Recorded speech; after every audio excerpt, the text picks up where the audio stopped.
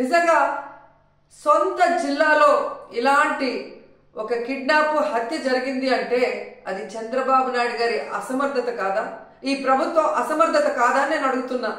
ఎందుకంటే last Sunday 29వ తేదీన ఆ పాప రాత్రి అదృశ్యమైంది. 4 రోజులు ఆ చుట్టుపక్కల ప్రాంతాల్లోనే ఉన్నా కూడా పోలీసులు పట్టించుకోలేకపోయారు. ఎందుకంటే వాళ్ళకి నిర్లక్ష్యం.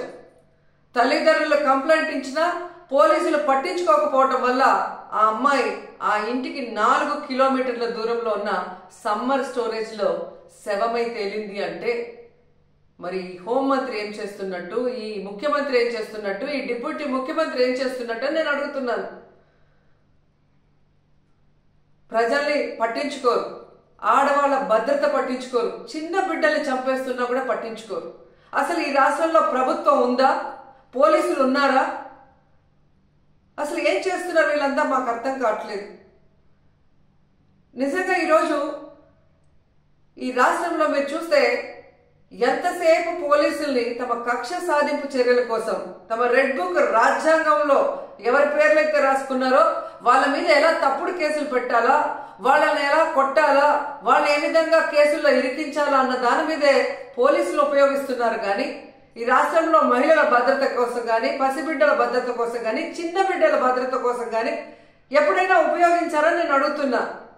మదనపల్లిలో ఫైల్ కాలితే హెలికాప్టర్లో డీజీపీ గారిని పంపిస్తారు. కానీ ఈ రాష్ట్రంలో ఆడపిల్లల్ని కిడ్నాప్ చేసినా, చంపేసినా, రేప్ చేసినా మట్టు హెలికాప్టర్లలో డీజీపీని పంపి ఆ ఫైళ్లకున్న విలువ కూడా ఆడపిల్లలకి లేదా మీ ప్రభుత్వంలో?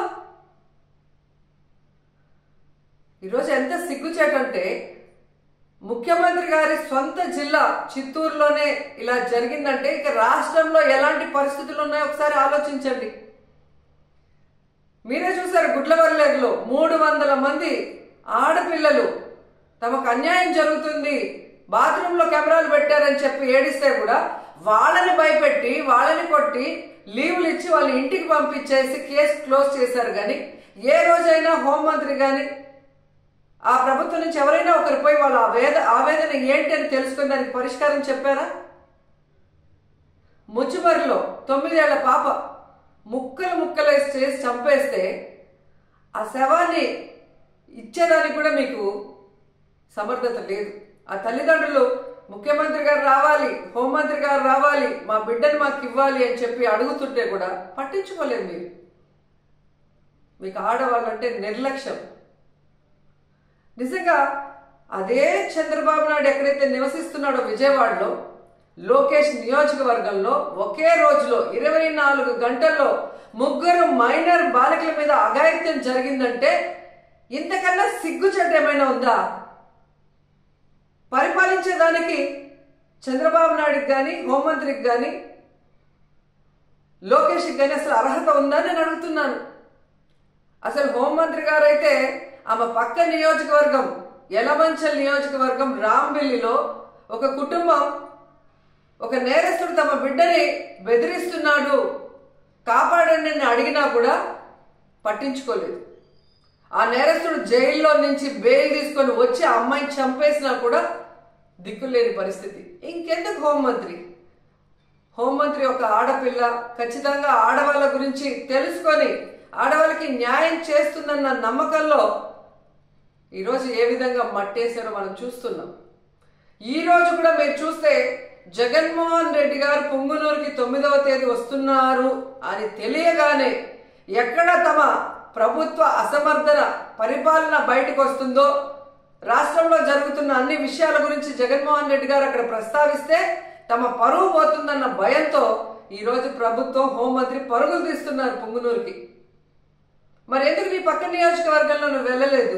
ముచ్చిమర్రికి ఎందుకు వెళ్ళలేదు? గుడ్లవల్లేరుకి ఎందుకు వెళ్ళలేదు? అలాగే లోకేష్ గారి నియోజకవర్గానికి ఎందుకు వెళ్ళలేదు? బాధ్యత లేదా హోంమంత్రికి?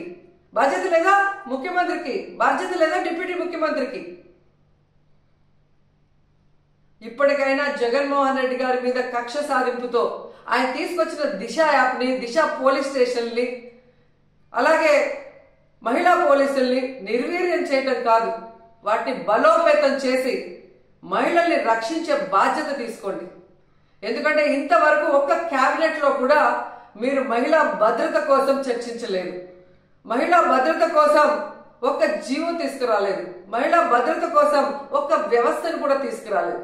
కనీసం ఎప్పుడైనా బుద్ధి తెచ్చుకొని, మిమ్మల్ని కన్నది కూడా ఒక ఆడదే తల్లి, అలాంటి వాళ్ళే ఈ రాష్ట్రంలో ఆడపిల్లలు ఉన్న విషయాన్ని గుర్తించి వాళ్ళని రక్షించే విధంగా మరి దిశ యాప్ని, దిశ పోలీస్ స్టేషన్ని, అలాగే స్పెషల్ కోర్ట్స్ని, మహిళా పోలీసుల్ని బలోపేతం చేయండి.